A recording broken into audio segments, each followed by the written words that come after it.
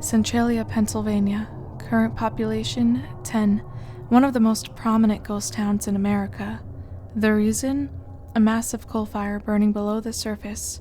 In 1962, a landfill was set ablaze to celebrate Memorial Day, and the fire was never properly extinguished. The landfill was directly on top of an old coal mine that was supposedly filled and properly capped. When the ashes from the fire weren't quite extinguished, they smoldered underground for an unknown period of time before being exposed to the open air and setting coal dust ablaze.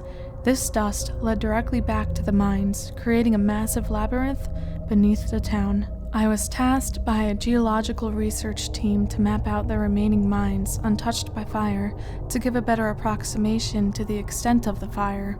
In summer 2013, I began my expedition to the town that no longer even has a zip code as of 2002. I don't think a garbage fire is to blame for the underground inferno or the evacuation of the town above. I arrived on the outskirts of Centralia at the end of a highway that literally continued straight into a dirt mount. The road simply ended. Due to the risk of collapsing shafts and the inherent risks of the fire, I brought one of our interns with me. I'll refer to him as Tim. Tim was a PhD candidate, has since earned it, at Penn State and had been doing research about the effects of mine fires on the surrounding crust of the earth. He'd placed small, very accurate seismographs around the area of Centralia and studied the results over several years. Tim thought very far in advance. Halfway through his bachelor's degree, he began placing the seismographs so that he'd have solid data for his PhD thesis.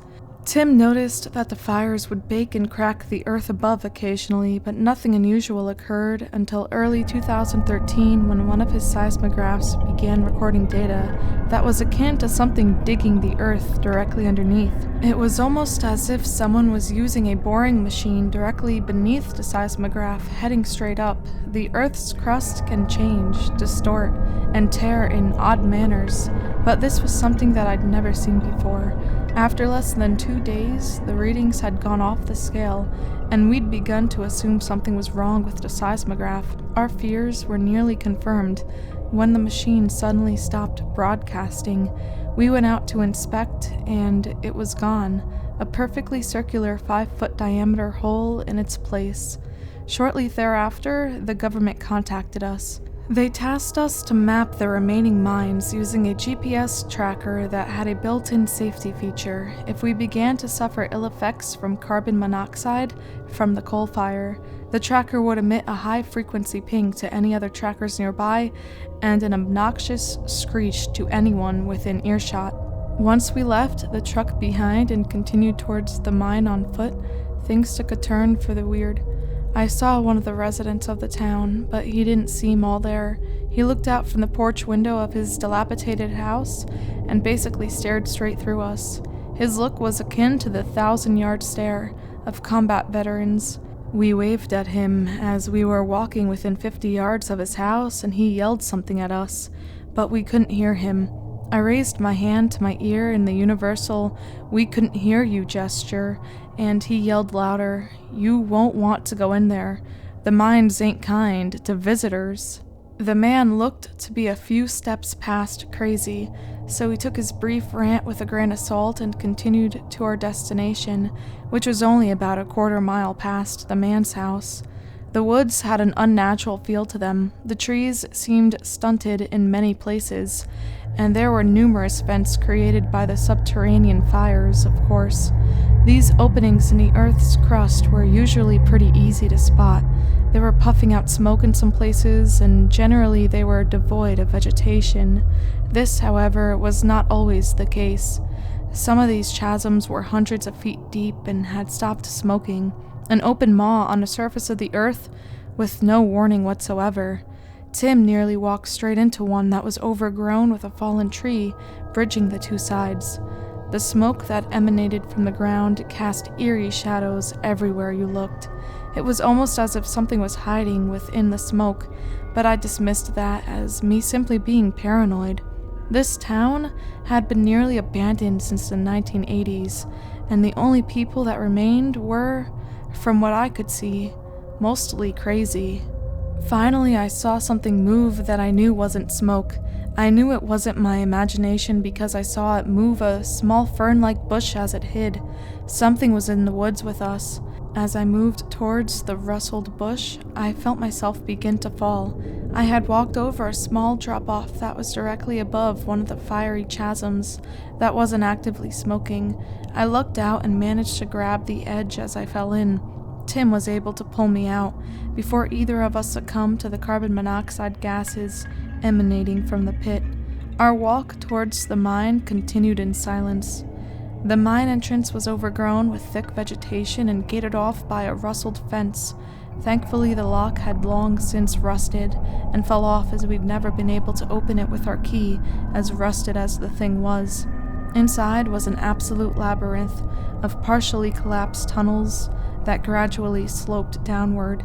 My map, circa 1930, showed that the mine had a spiral series of shafts that went several hundred feet deep before the main shaft hit a water pocket, dooming all of the miners in the near vicinity. We entered the first shaft, main number 1, and immediately the temperature began to increase. I knew we'd need our portable respirators before long. I just hadn't expected to need them yet. The ambient temperature outside was nearly 80 degrees Fahrenheit, and inside a mine it would normally be closer to 50 degrees Fahrenheit. It was well over 90 degrees Fahrenheit and rising. This was a good indicator of how close the fire really was. By my calculations, the ambient temperature in the mine would be close to 120 degrees Fahrenheit near the water line. The depth of the water was such that it would have washed out or flooded the bottom quarter of the mine, but there should be enough room for us to gain access to the portions of this mine where the fire would hit first. It wasn't an if this mine caught fire, it was more of a when. The mines around and under Centralia were just too close together, and the coal seam was too large for any nearby mines to be spared. It would likely burn for another 2.5 centuries. After donning our respirators, we headed deeper into the main number 1 shaft. The shaft would periodically open into larger chambers, where pillars of coal had been mined around and supported with large timbers.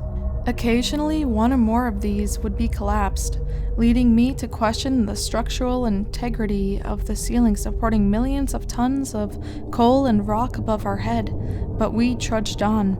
In the second such open chamber, I saw a plume of smoke emitting from the wall.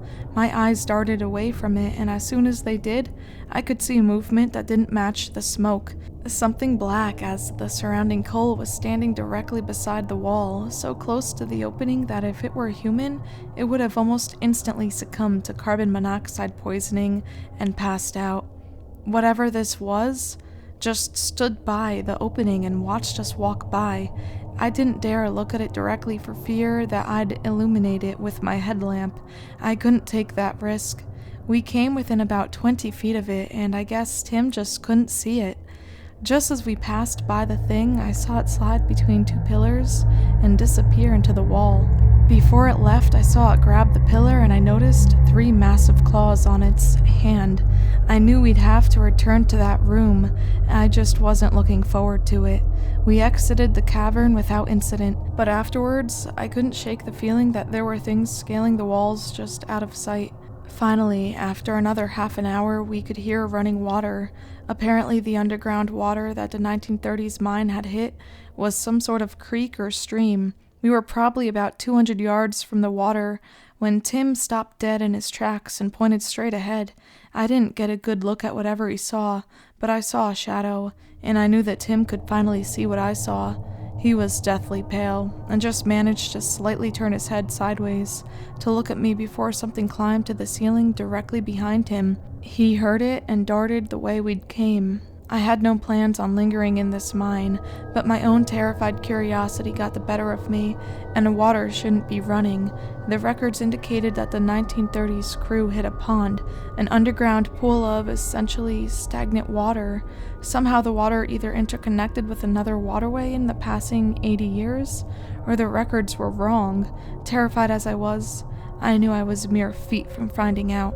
I turned the last bend, maybe 20 feet and 10 seconds from where Tim had turned tail and ran, only to see a rather large flow of water moving perpendicular to the cavern. The shaft continued on the other side of roughly 50 feet of water. The water was near the boiling point as I could feel the immense heat resonating from its surface. On the other side stood a black creature. When I shined my light on it, the fire seemed to resonate from its eyes. I was running the other direction instantly. I heard its feet hit the ground on my side of the bank, and I broke into a full sprint. I could hear its footsteps, and although I was panting through the respirator in the extreme heat, I couldn't hear it breathing at all. I ran up the incline towards the exit, but the creature seemed to have more stamina than I, and I began to falter. A dark shape emerged from directly beneath one of my feet and seemed to grab my boot as I stumbled towards the room where I'd originally seen the beast. As I passed through the first room where I saw the creature, I heard a loud screech, and my GPS lit up a pinged beacon from inside the wall. I continued to run. I felt fire on the back of my neck, and I could see daylight from ahead. Only, I didn't think I could make it. The fire grew worse and worse, even though I knew the temperature should be decreasing. And right as I exited the mine, I felt the flames overcome me and I fell into darkness. Tim revived me some minutes later and indicated that we were both suffering from carbon monoxide poisoning and that we needed fresh air in a bad way. After a few minutes and many scared glances at the mine, we decided to leave. I asked Tim where his GPS unit fell, and he responded that it was still in his pack. Confused, I asked him to show me. Sure enough, Tim's GPS unit was in its rightful place. I pondered why mine had malfunctioned, and as I looked at it, I could clearly see a dim ping moving around beneath the surface. I decided to take one last look down the main shaft of the mine before we left. Tim stayed outside.